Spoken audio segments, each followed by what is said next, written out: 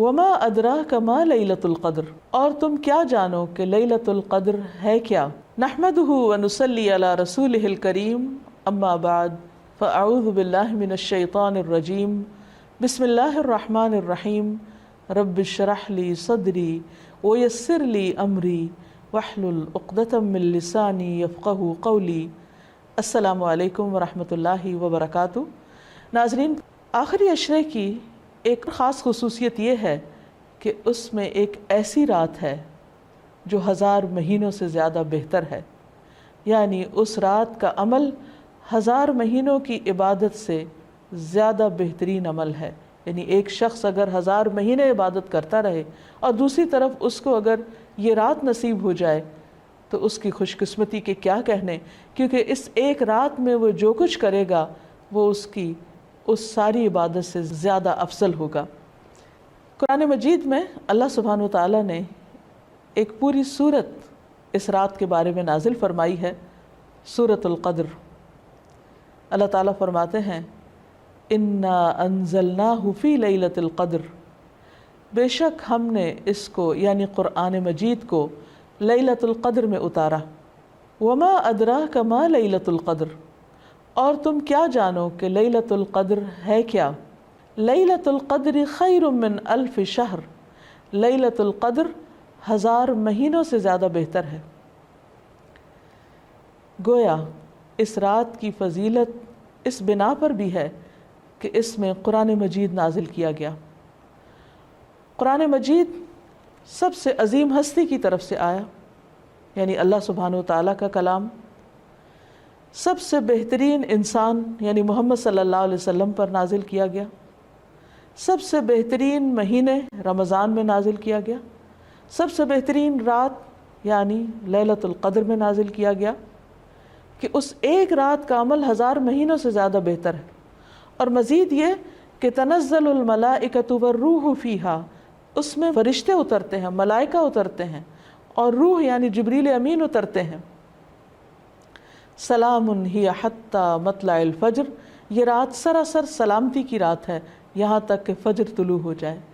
اتنی خوبصورت رات، اتنی بہترین رات، اتنی خیر و برکت اور بھلائیوں سے معمور رات، کیا ہم اس کا انتظار نہیں کریں گے؟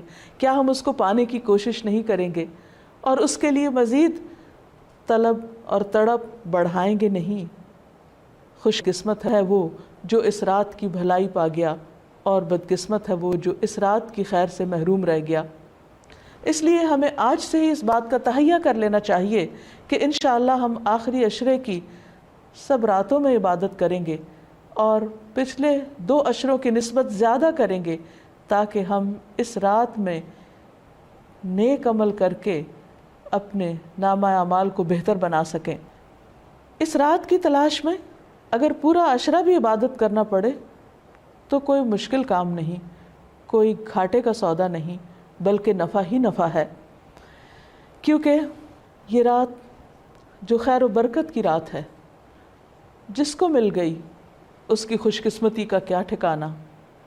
لیکن یہ خوش قسمتی اس کے لیے ہے جو اس کی طلب رکھے، اس کے لیے بھاگ دوڑ کرے، اس کے انتظار میں رہے، اس کا شوق رکھے۔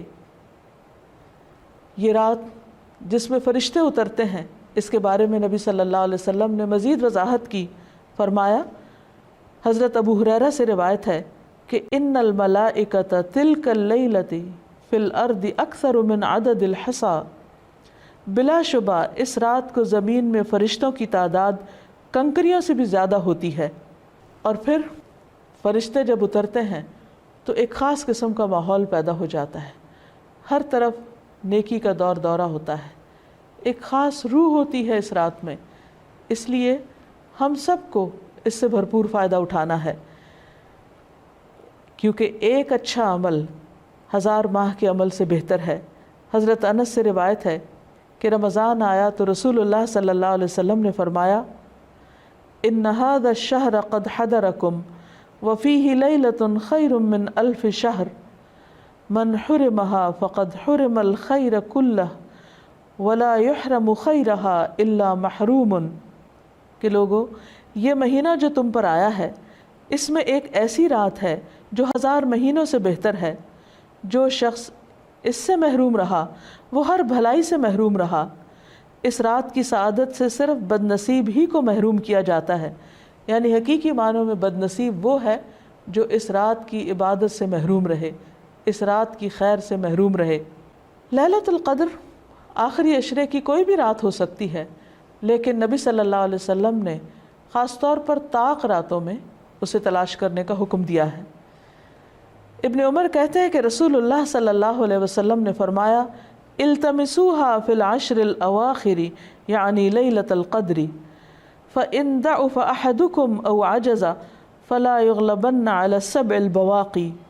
صحیح مسلم کی اس روایت کا معنی ہے کہ رمضان کے آخری عشرے میں شب قدر تلاش کرو، پھر اگر تم میں سے کوئی کمزوری دکھائے یا عاجز ہو جائے تو آخری 7 راتوں میں سستی نہ کرے۔ یعنی نبی صلی اللہ علیہ وسلم نے اس کو اور شارٹ لسٹ کر دیا، پہلے 10 راتوں کا بتایا، پھر آخری 7 راتوں کی طرف توجہ دلائی۔ اس رات کا قیام گناہوں کی بخشش کا ذریعہ ہے۔ نبی صلی اللہ علیہ وسلم نے فرمایا، من قام لیلۃ القدر ایمانا واحتسابا غفر له ما تقدم من ذنبہ۔ جس نے لیلۃ القدر میں ایمان اور احتساب یعنی ثواب کی نیت سے قیام کیا، اس کے پچھلے تمام گناہ معاف کر دیے جائیں گے۔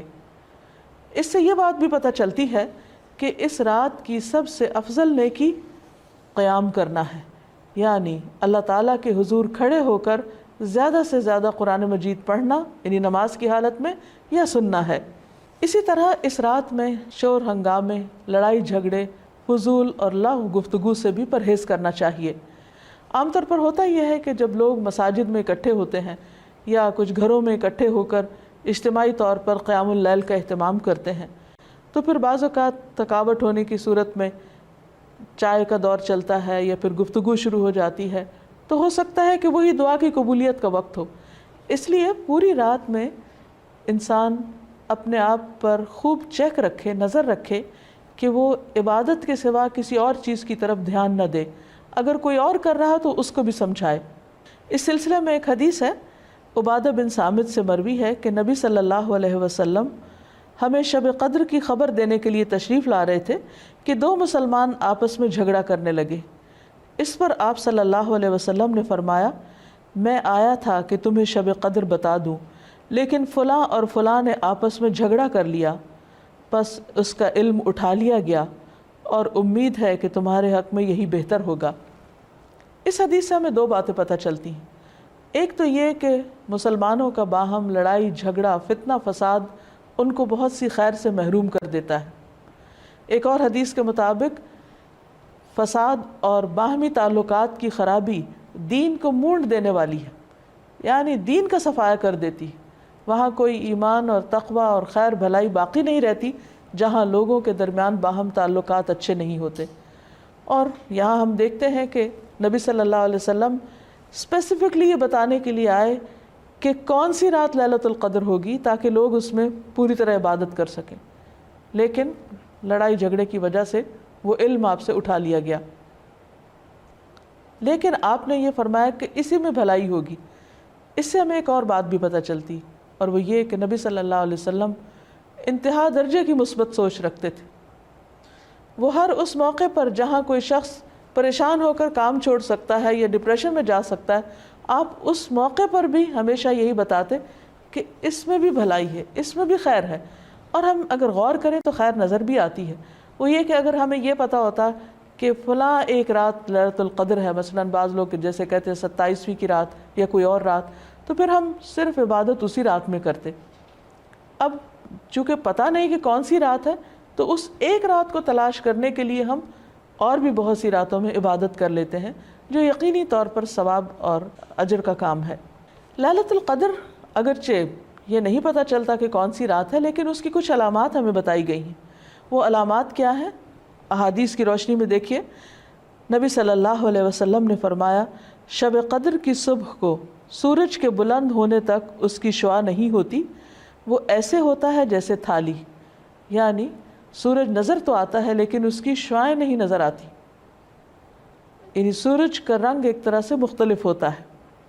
ایک اور روایت میں آتا ہے، حضرت ابو ہریرہ سے روایت ہے کہ ہم نے رسول اللہ صلی اللہ علیہ وسلم کے پاس شب قدر کا ذکر کیا تو آپ نے فرمایا تم میں سے کون اسے یاد رکھتا ہے؟ اس میں جب چاند نکلتا ہے تو ایسا ہوتا ہے جیسے بڑے تھال کا کنارہ، یعنی اس کو بھی آپ نے تھال سے تشبیہ دی، لیکن کنارہ اس لیے کہ آخری راتوں میں چاند پورا نہیں رہتا، ایک کنارے کی طرح رہ جاتا ہے۔ اسی طرح ابن عباس سے مروی ہے کہ رسول اللہ صلی اللہ علیہ وسلم نے فرمایا شب قدر آسان اور معتدل رات ہے جس میں نہ گرمی ہوتی ہے اور نہ سردی۔ اس صبح کا سورج اس طرح طلوع ہوتا ہے کہ اس کی سرخی مدھم ہوتی ہے، یعنی سورج کی ایک نشانی بتائی گئی، لیکن ظاہر ہے کہ وہ تو جب رات گزر جاتی ہے پھر ہی نظر آتا ہے، اس لیے اس پر نہیں رہنا چاہیے کہ فلاں رات تھی یا فلاں رات تھی، توجہ اس پہ رہنی چاہیے کہ ہمیں ہر رات سے کس طرح فائدہ اٹھانا ہے۔ ایک اور روایت میں آتا ہے، حضرت زر سے روایت ہے، انہوں نے کہا کہ میں نے ابی ابن کعب کو یہ فرماتے ہوئے سنا، ان سے کہا گیا کہ حضرت عبداللہ بن مسعود فرماتے ہیں کہ جو آدمی سارا سال قیام کرے وہ لیلۃ القدر کو پہنچ گیا۔ حضرت ابی فرمانے لگے کہ اللہ کی قسم جس کے سوا کوئی معبود نہیں، وہ شب قدر رمضان میں ہے۔ وہ یقین کے ساتھ قسم کھاتے ہیں، اللہ کی قسم بے شک میں جانتا ہوں وہ کون سی رات ہے۔ یہ وہی رات ہے جس میں اللہ کے رسول صلی اللہ علیہ وسلم نے ہمیں قیام کا حکم دیا۔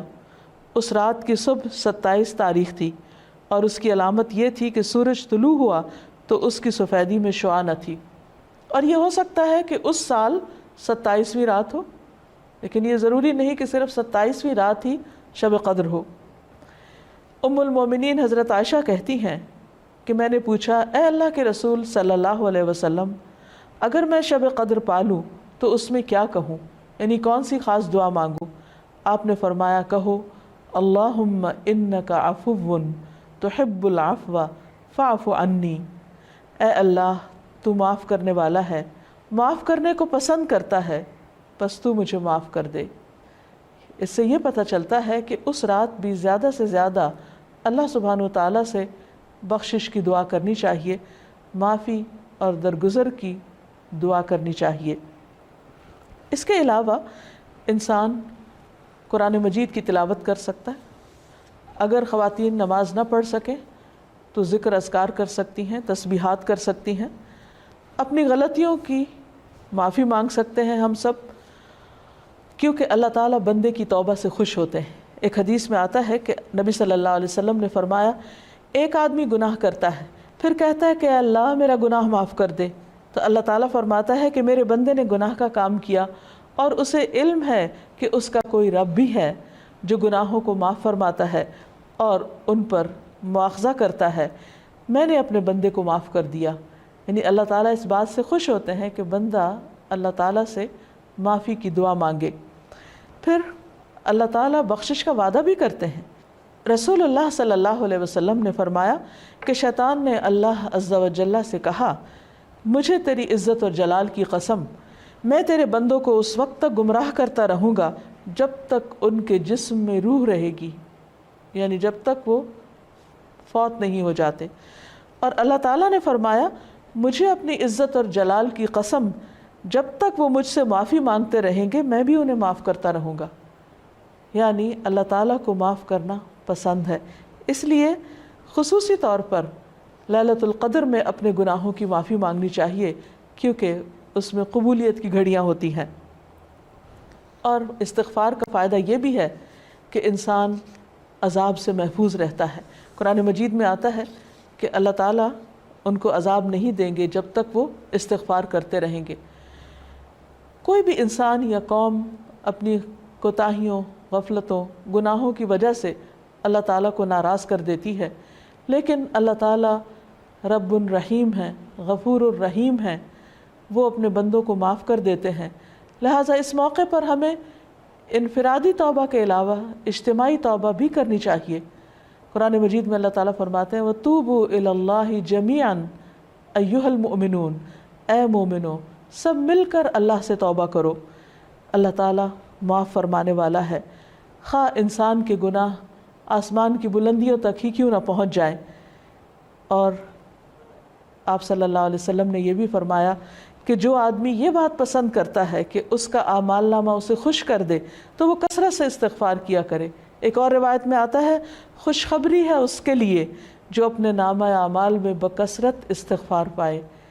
اللہ تعالیٰ سے دعا ہے کہ اللہ تعالیٰ ہمیں یہ رات نصیب فرمائے اور ہمارے گناہوں کی بخشش فرما دے اور اپنی رحمتوں کا نزول ہم سب پر کرے۔